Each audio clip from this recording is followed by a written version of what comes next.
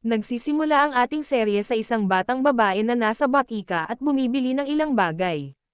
Nang umalis siya para umuwi, napansin niya ang ilang mga lalaking naglalakad sa likuran niya na mukhang kakaiba. Ang mas malala pa ay natatakpan ang kanilang mga mukha. Maraming dala ang aming anak na babae, kaya natatakot at hindi siya mapakali, pakiramdam niya ay may mali. Nang banggitin ng isa sa kanila ang pangalang Matlija, mas lalo siyang natakot at nagsimulang mag-isip tungkol sa mga serial killer. Dahil sa stress, nabitawan niya ang mga bag at lahat ng hawak niya. Nang lumapit sa kanya ang mga lalaki para tumulong, tumakas siya. Pag-uwi niya, pumasok ang kapatid niya sa kwarto niya, at nalaman nilang may mga bagong dating na lalaki na lumipat sa kapitbahayan, at gwapo rin ang mga ito. Nagumpisa siyang mag-isip, alin kaya ang mapapangasawa ko? Yung gwapo, yung maskulado. Pero sinabihan siya ng kapatid niya, gumising ka na, girl, saan ka pupunta? Nasa lupa ang lugar mo, hindi sa panaginip.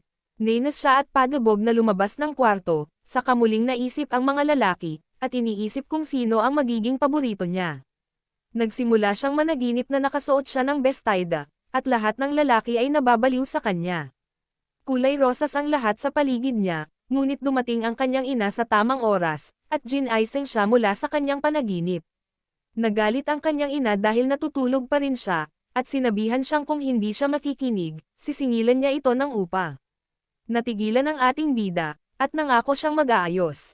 Kinuha niya ang kanyang telepono para tingnan ang mga balita tungkol sa krimen, kung may mga nakatakas na kriminal o kung ano paman, hindi niya alam na ang mga lalaki mula kahapon ay ang mga bagong lipat lang dito. Pero sa tingin niya ay mga kriminal na tumatakas ang mga iyon. Bigla niyang nabasa ang balita na may malalang sakit ang isang idol na nagngangalang Sihan, at siya ay nataranta. Iniisip na baka malungkot talaga ang kanyang mga kaibigan dahil malaking tagahanga sila.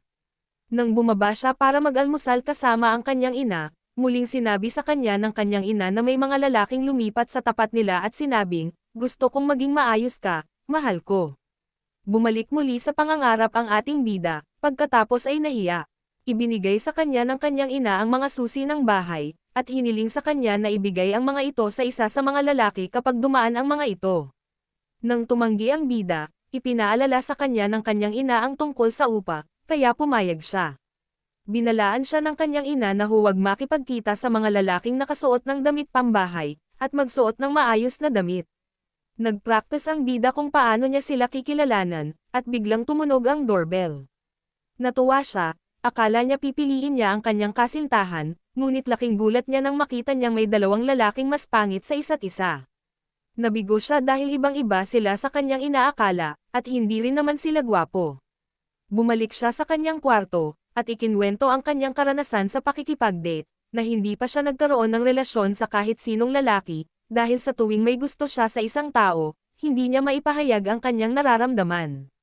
Nanigas siya sa harap nila na parang bato, at iyon ang dahilan kung bakit nawalan siya ng pag-asa sa mga lalaki, at nagpas siyang mamuhay para sa sarili. Habang nanonood siya ng paborito niyang banda, nakita ng kapatid niya ang mga kapitbahay nila, at sinabihan siyang hindi naman sila kasing sama ng sinabi niya. Sinabihan niya ito, tumahimik ka nga, tanga. Sila lang ang nakita mo. Mas malala pa sila kaysa sa masama. Pagkatapos ay tumingin sa TV ang kapatid niya, at napansin niyang ang mga kapitbahay ay kamukhang kamukha ng mga lalaking pinapanood ng kanyang kapatid na babae. Sinabi niya sa kanya, "Oy, sa tingin ko ang mga kapitbahay na iyon ang mga taong nasa TV. Sigurado ka bang pangit sila?" Nagalit siya, at hindi naniwala sa kanya. Pagkatapos ay pinapante siya ng kanyang ina na magdala ng pagkain sa mga kapitbahay bilang tanda ng pagtanggap. Tumanggi siya, kaya casual na tumawag ang kanyang ina sa isang tao, at sinabing mayroon siyang bakanteng kwarto na mauupahan. Agad na tumakbo ang ating bida para kunin ang pagkain. Pagdating niya roon, wala siyang nakitang tao, kaya napagdesisyonan niyang walang masama kung susubukan niya ito. Hinailan niya ang isang pinggan palapit sa kanya, at kinain ang kalahati nito, ngunit biglang bumara ang pagkain sa kanyang lalamunan. Binuksan niya ang refrigerator para uminom, at bigla, habang umiinom, nakita niya ang mga lalaking nakatira sa bahay, at sila pala ang paborito niyang banda. Dahil sa gulat, isa sa kanila ang nabuhusan ng tubig mula sa kanyang bibig. Doon niya napagtanto na ang paborito niyang banda ay nakatira pala sa bahay na katapat niya. Natarante siya at hindi alam ang gagawin, saka mabilis na tumakbo palayo at umuwi. Sinubukan niyang tawagan ang kaibigan para sabihin na ang paborito niyang banda ay nakatira sa kabilang kalye, pero sabi ng kaibigan niya, "Gago ka, anong iniinom mo? Imposible yan." Nagalit ang bida, at pinilit ang kaibigan niyang pumunta agad para makita mismo. Ibinigay niya ang kanyang binocular, at hiniling sa kanya na samantalahin ang pagkakataong manektik sa mga ito, dahil alam niyang madaling mahiyain ang ating bida, at hindi niya kayang makipag-usap sa lalaking gusto niya. Napagpasyahan nilang mag-espiya ng magkasama, ngunit naalala niya ang ginawa niya sa kanilang bahay, ang pagbabad sa isa sa kanila ng tubig at pagsira sa lahat, at nakaramdam ng hiya. Pumasok ang kanyang ina at nakita ang kanyang mukha na pulang-pula, at tinanong kung ano ang ginawa niya sa pagkakataong ito. Tumakas ang bida. Tinanong siya ng kanyang ina kung kilala niya kung sino sila, at kung bakit siya interesado sa mga bagong dating na iyon, kahit nakilala siyang kuripot at ayaw tumulong kahit kanino. Ngunit hindi sumagot ang kanyang ina, nagalit, sinabing wala siyang pakialam doon, at hindi niya alam kung sino sila, pagkatapos ay umalis. Kaya bumalik muli ang bida sa pag-eespiya sa kanila, ngunit napansin ng isa sa mga lalaki na may nagmamasid sa kanila. Napagtanto niyang alam nilang may nagmamasid sa kanila, at siya ay nataranta. Pagkatapos ay pumunta kami sa mga lalaki. Nang dumating ang ating bida, ang nabasa ng tubig, tinanong siya ng kanyang mga kaibigan kung bakit niya pinili ang partikular na bahay na ito para tirhan nila. Ipinaliwanag niya na pumunta siya rito dahil nawala niya ang isang bagay na mahalaga sa kanya noong unang panahon, at nagpasya siyang hanapin ito kahit anong mangyari. Patuloy na nananaginip ang ating bida buong gabi tungkol sa nakakahiyang sitwasyon niya sa bahay ng lalaki, hanggang sa magising siya mula sa kanyang karaniwang mga panaginip. Nang tanungin niya ang kanyang ina kung bakit siya ganoon kumilos, napagtanto ng kanyang kapatid na may malaking nangyari kahapon, noong pumunta siya sa bahay ng kapitbahay. Bumalik tayo sa bahay ng lalaki, kung saan ang isa sa kanila ay nag-aalala na baka sabihin ng babae sa mga tao kung saan sila nakatira, at mabilis na ikinalat ang balita, na naglantad sa kanila. Sinimulan nilang pagtawanan ang kanyang hitsura, ngunit pumasok ang bida at sinabing tiyak na hindi niya sasabihin kahit kanino, at tila isa siyang batang walang alam. May nagtanong kung kilala niya ang babae, pero itinanggi niya ito. Pagkatapos, nalaman nilang may tagalinis na darating para maglinis ng bahay. Balikan natin ang ating bida, nang sabihin ng kanyang ina na siya ang maglilinis ng bahay, na siya ang tagalinis nila. Siyempre, tumanggi ang bida, at sinabi sa kanya, hindi pa ako nakakita ng isang ina na tinatrato ang kanyang anak na babae ng ganito. Bakit mo ako sinusubukang ipahiya? Anak mo ako, sumpaman. Kahit na matagpuan mo pa ako sa basurahan, hindi mo ako tretuhin ng ganito. Sinabi ng nanay niya na ginagawa niya ito para sa bansa, at magbabayad sila ng malaking halaga, ngunit tumanggi pa rin ang bida. Ipinaalala ng nanay niya na pauupahan niya ang kwarto niya kung hindi siya papayag, kaya walang magagawa ang bida kundi tanggapin ito. Sinabi ng nanay niya na wala ang mga lalaki habang naglilinis siya, at kahit na aksidente niyang makita ang isa sa kanila, hindi niya dapat itong kausapin, at dapat siyang umakto na parang wala ito. Binalaan din niya itong huwag lumapit sa isang silid sa ikalawang palapag, kahit anong mangyari. Pag-uwi ng bida, nalaman niyang dumating ang kanyang kaibigan at bumili ng mga produkto niya mula sa sikat na van para gamitin sa paglilinis. Isa sa mga lalaki ang lumabas at naghanap ng kafe, at nakasalubong ang kapatid ng bida, na may kakaibang kinikilos. Nang magtanong siya tungkol sa isang malapit na lugar para sa kape, inalok ng kapatid na siya mismo ang magtimpla nito, pinapasok siya sa loob, pinagtimpla ng kape, at humanga siya sa sarap nito.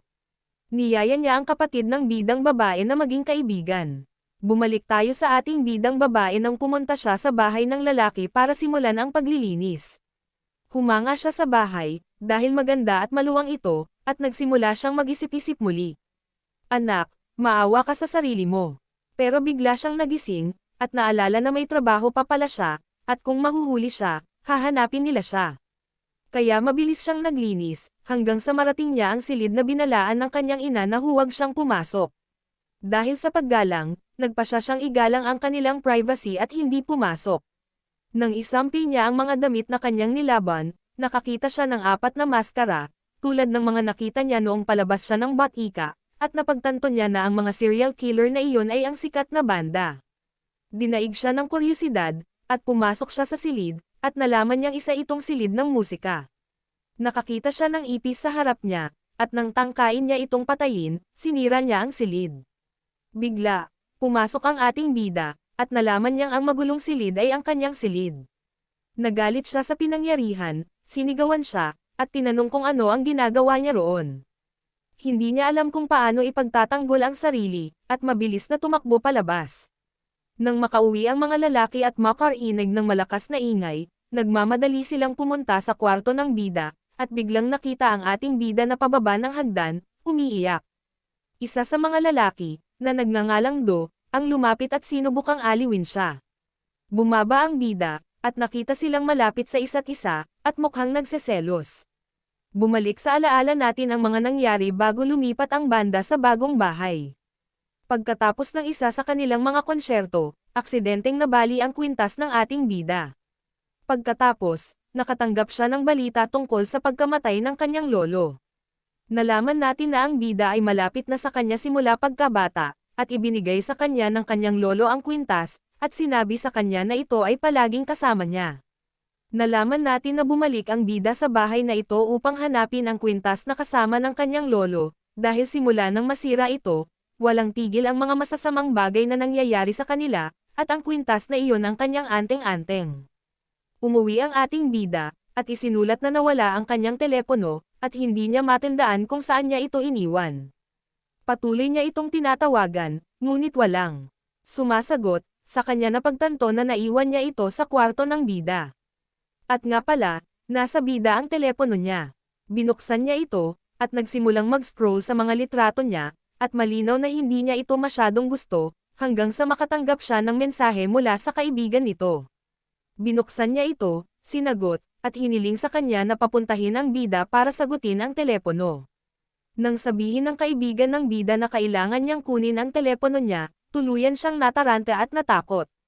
Niyaya niya ang kaibigan niya na pumunta na lang, sabi niya, sige, kaibigan at kapatid kita, at siya ang banda na gusto mo, makakapanood ka rin nila.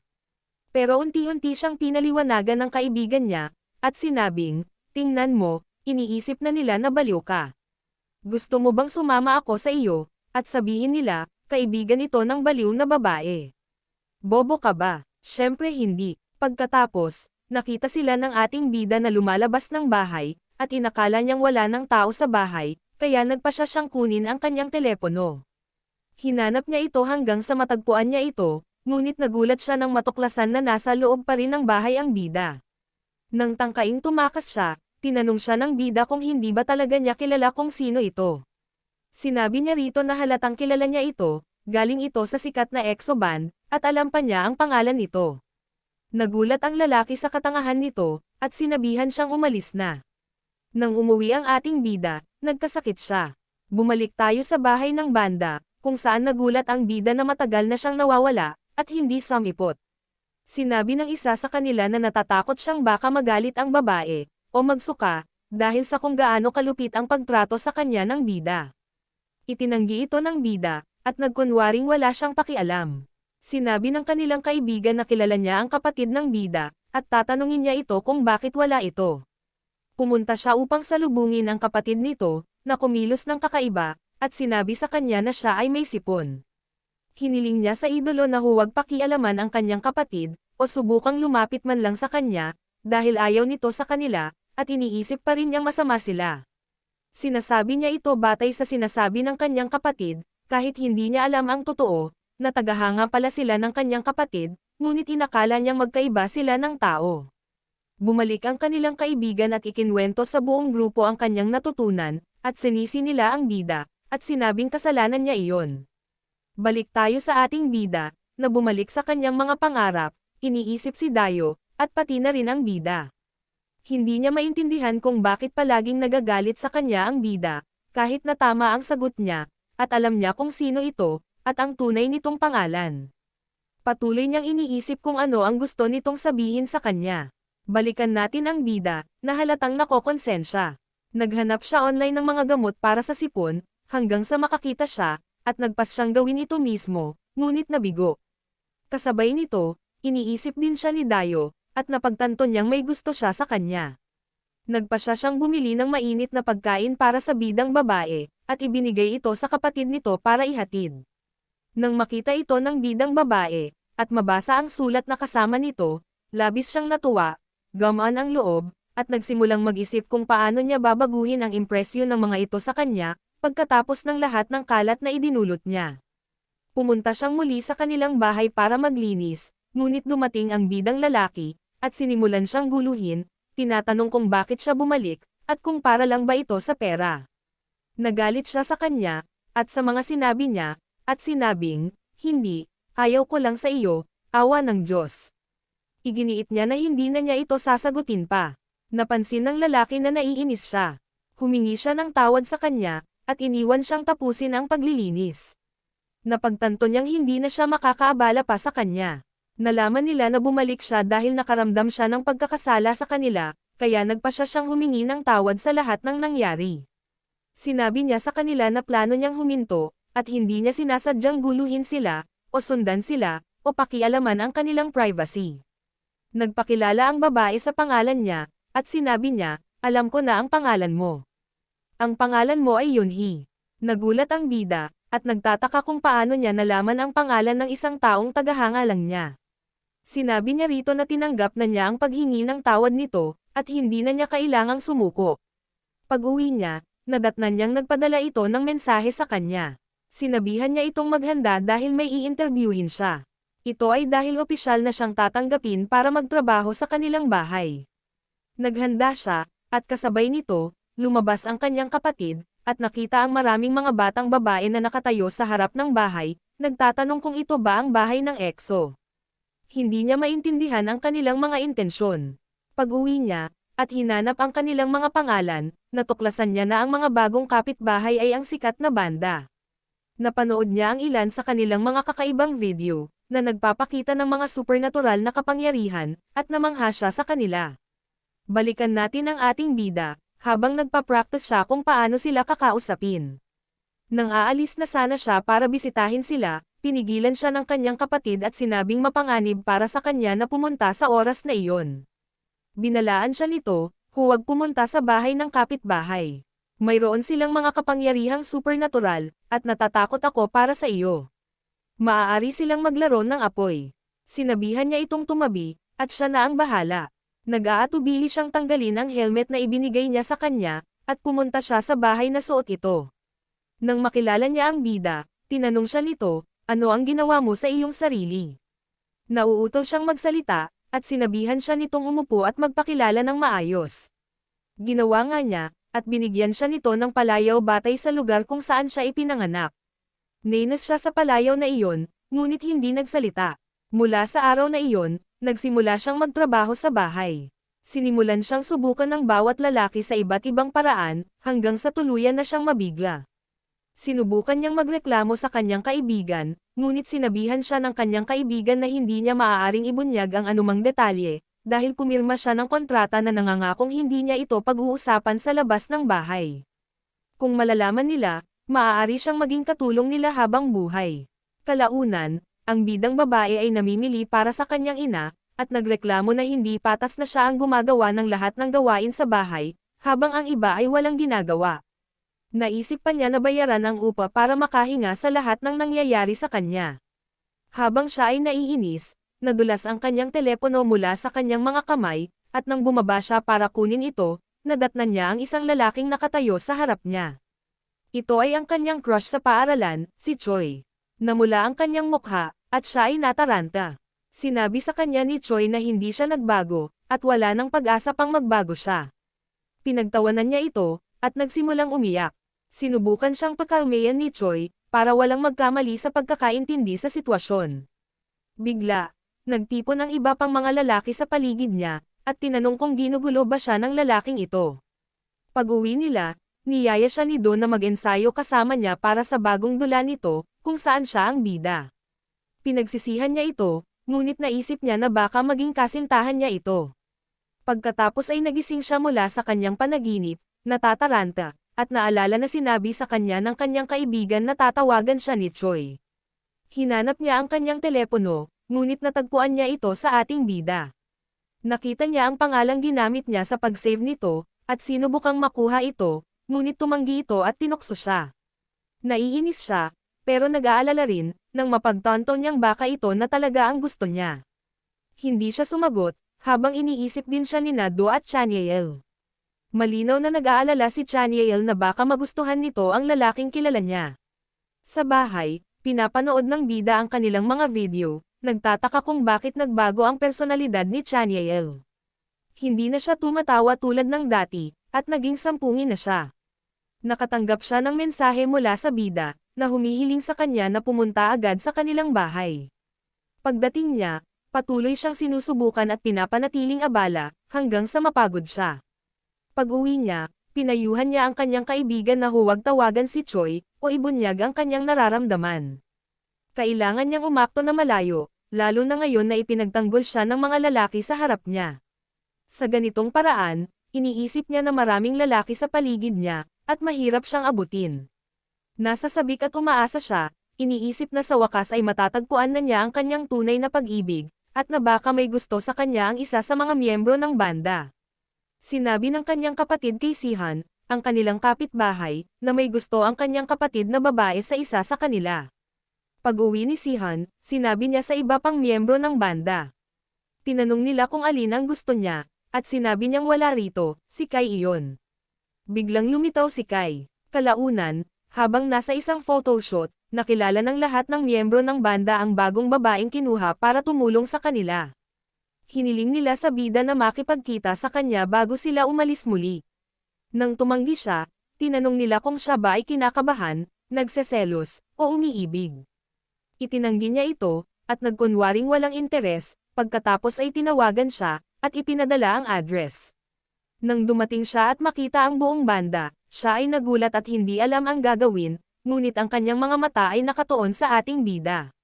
Nanatili siyang nakatitig hanggang sa dumating si Kai, at dinala siya sa isang tabi para makipag-usap. Napansin ng bida na nawala siya kasama si Kai, at nag-alala. Nang mapagtanto niyang maaaring gusto talaga siya nito, ginugol ni Kai ang lahat ng kanyang oras sa pagtulong sa kanya na linisin ang bahay, at pagbibigay pansin sa kanya, na siyang ikinaiinggit ng ating bida na si Chaniel. Nanaginip ang bida tungkol sa kanyang lolo, na nagsabing malapit lang ang kwintas, habang kumakanta ng kakaibang kanta. Buong gabi siyang naghanap, ngunit wala siyang nakita. Samantala, napagtanto ng bida na may sakit ang bida, at napansin niyang napakalapit nito kay Kai. Nang tanungin ni Kai kung talagang gusto niya ito, itinanggi ito ng kaibigan niya. Nang pilit siyang lumapit, namagitan si Do para protektahan siya, at isiniwalat na may gusto rin siya sa kanya. Pagbalik niya sa bida, napanaginipan niya ang kanyang lolo, na nagsabing maghanap siya ng isang bagay na mas mahalaga kaysa sa kwintas, na nagbibigay sa kanya ng pahiwatig. Namula ang mukha ng kanyang lolo, tulad ng ginawa ng bida, na nagpapakita na pareho silang nagmamalasakit sa kanya.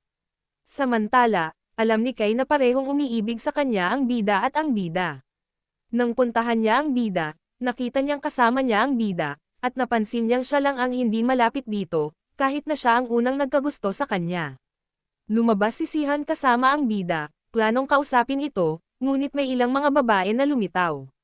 Nagmadali ang kapatid ng bida para tulungan siyang makatakas mula sa mga babae, sa takot na kung maabutin siya ng mga ito, baka kailanganin niyang lumipat ng bahay. Sinubukan niyang ilihis ang atensyon ng mga babae hanggang sa makatakas si Sihan. Sinubukan ni Kai na lumapit sa bida, ngunit nabigla siya nitong nabitawan ang hawak niya, kaya nasaktan ang sarili. Tinulungan niya siya, at sinabi rito na pakiramdam niya ay siya ang pinakamalapit na tao sa kanya, bagamat itinatanggi niya ito, at sinabing siya ang pinakakomportable sa kanya. Napagtanto niyang siya ang pinakapinagkakatiwalaan niya, at tinanong siya kung sino ang pinakagusto niya. Nabigla ang bida sa tanong niya, at nagpaliwanag pa siya, hinihiling dito na mahalin siya. Natigilan siya. Biglang bumaba ang bida, at nagkunwaring kasama niya sa pag-eensayo para sa dula. Tinatanong naman siya ng iba kung kumusta ang pag-eensayo niya noong nasa isang shooting siya kahapon. Hindi siya sumagot, sa halip ay pinaalis na niya ang bida. Sa bahay, pinag-isipan niya ang mga sinabi ni Kai, at naramdaman niyang pareho siyang inosente. Nang kausapin niya ang kanyang kaibigan, napagtanto niyang malinaw na pareho nilang gustong magustuhan siya, at pareho silang matatalino. Pumunta tayo kay Sihan, na nakaupo kasama ang bida, binubuklat ang mga lumang litrato nito, ng kanyang kapatid, at isang bata. Nang mag-focus siya sa litrato, napagtanto niyang ang bata pala ang bida. Agad niya itong ipinakita kay Do, na nagpapakita na ang bida at bida ay magkaibigan noong bata pa sila, at napakalapit nila. Pumunta kami sa bidang lalaki, na hindi nakakakilala ng bagong kanta, at binasa nila ito. Pagkatapos ay bumalik siya para hanapin muli ang kwintas, para mawala ang kanyang malas. Samantala, ang bidang babae ay nasa bahay, malalim na nananaginip. Tinanong siya ng bidang lalaki ng parehong mga tanong na paulit-ulit niyang itinatanong, hanggang sa dumating ang kanyang ina, at ginaising ito, at ipinaliwanag ang mga bagay-bagay sa kanya. Nanaginip ang bidang babae tungkol sa kanyang kaibigan noong bata pa siya, si Chan, at lumabas na hindi niya alam na si Chan pala ang bidang lalaki na matagal nang gustong makilala siya. Pagkatapos ay pinuntahan namin ang bidang lalaki, na naghanap sa opisina ng kanyang lolo para sa kwintas, ngunit wala siyang nakita. Dahil sa init ng pakiramdam, hinubad niya ang kanyang jacket at itinapon ito sa isang tabi. Bigla, nakita niya ang isang pintong bumukas sa harap niya, patungo sa lihim na opisina ng kanyang lolo. Sa sandaling iyon, dumating ang bidang babae sa kanyang bahay upang maglinis, at nakita niya roon ang kanyang litrato. Nagalit siya sa kanyang kapatid dahil itinatago pa rin niya ito, at hindi niya napansin na naroon pala ang bidang lalaki. Kung tiningnan niya ng mabuti ang litrato, agad niya sana itong nakilala. Napansin niya ang jacket ng bidang lalaki na nakasabit sa malapit, at kinuha niya ito.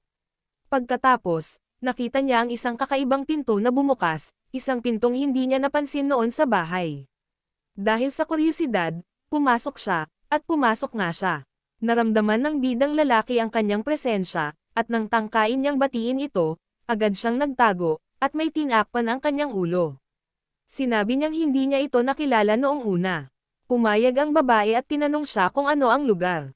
Sinabi niya sa kanya na wala siyang pakialam doon. Pakiramdam niya ay ito ang sikretong pinagtataguan ng kanyang lolo.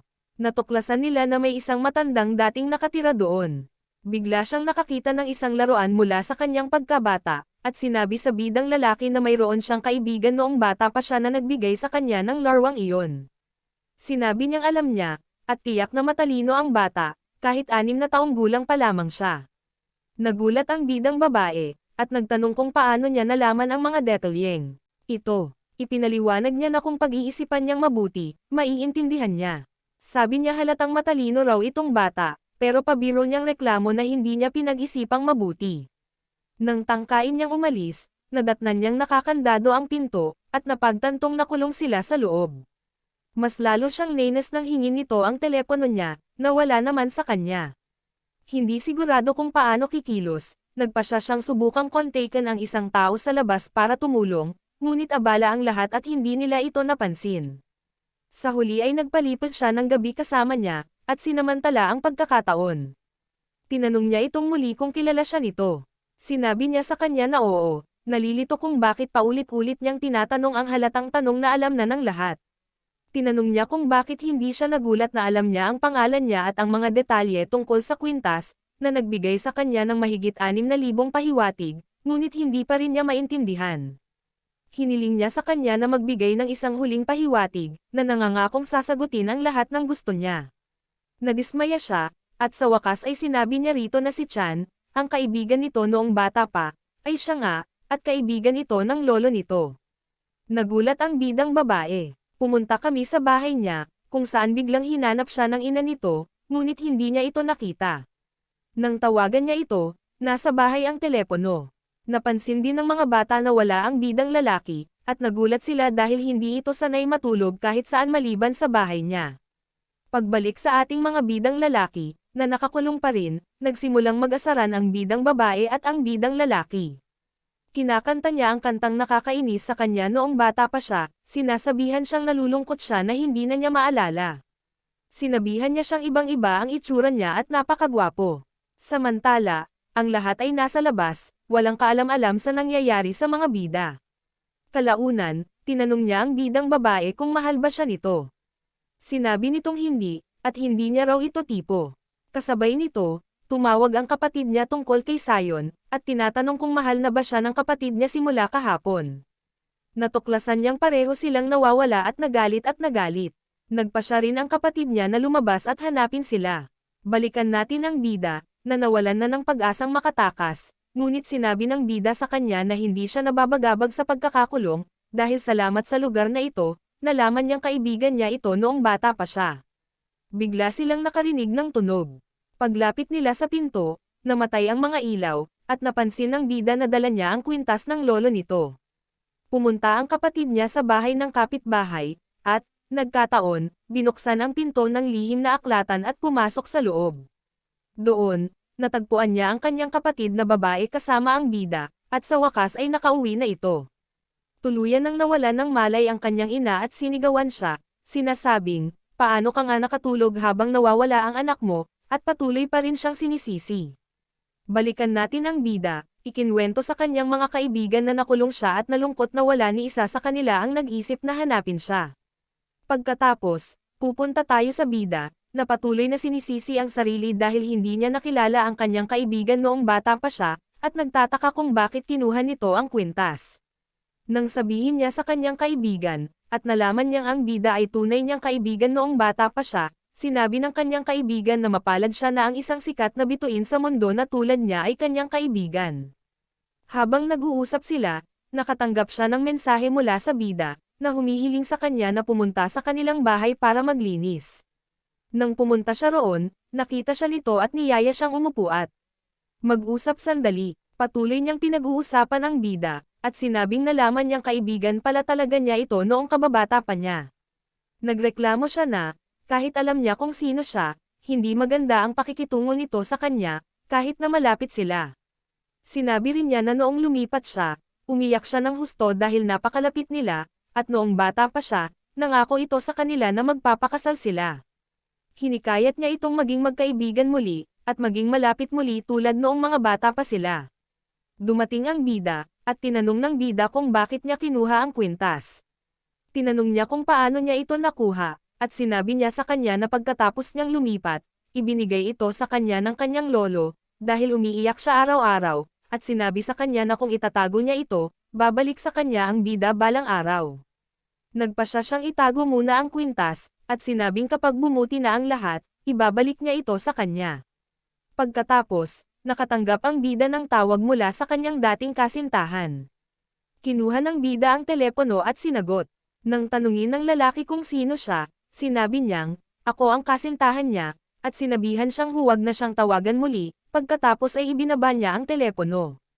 Sinabi niya sa bida na hindi pala ang lalaki ang una niyang pag-ibig, at nalaman niyang inamin nito sa kanya ang kanyang pag-ibig noong mga bata pa sila.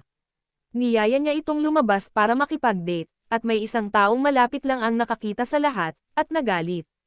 Nang magpasya siyang sumama sa kanila, nakatanggap siya ng tawag mula sa kanilang kaibigan, na nagsasabing nawala na si C, ang kanilang pinuno.